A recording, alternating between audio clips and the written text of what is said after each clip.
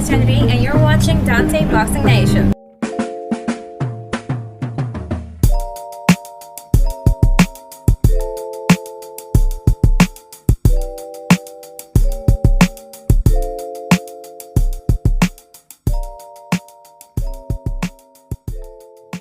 Dante's Boxing Nation, what's going on, guys? So Devin Haney, who just won the WBC title because Lomachenko vacated it to avoid him, has now been stripped of his title due to an injury, a shoulder injury that he suffered in his last fight. Devin Haney, he was supposed to defend his title against the new mandatory challenger, Javier Fortuna. But once again, because of the injury, now he's the champion in recess.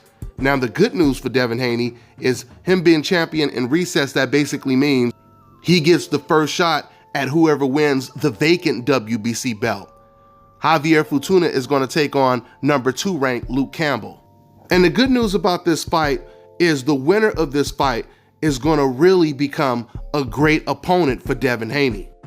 But what doesn't make sense, how is it possible that Gennady Golovkin and Canelo Alvarez held the WBC belt for almost 2 years with Jermall Charlo being their mandatories, and Gennady Golovkin, he never got demoted to champion in recess. And Canelo was finally recently forced to vacate because he did not want to fight Jermall Charlo.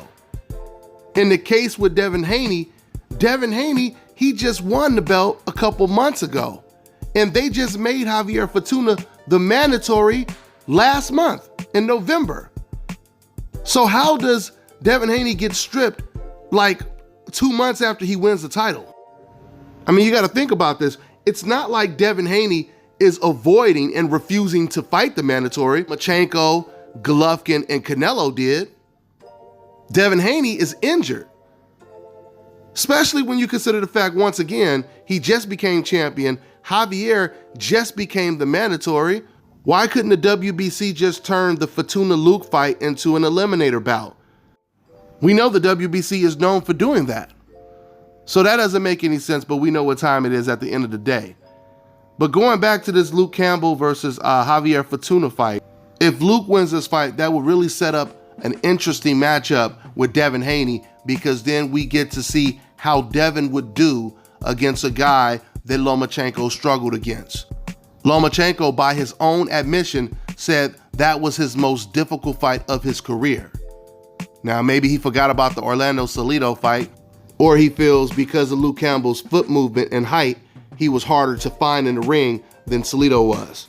I don't know, but regardless, it'll be interesting to see how Devin Haney can do against that same style. Let's see how it all plays out. That's all I got for now, guys. I'm on to the next one.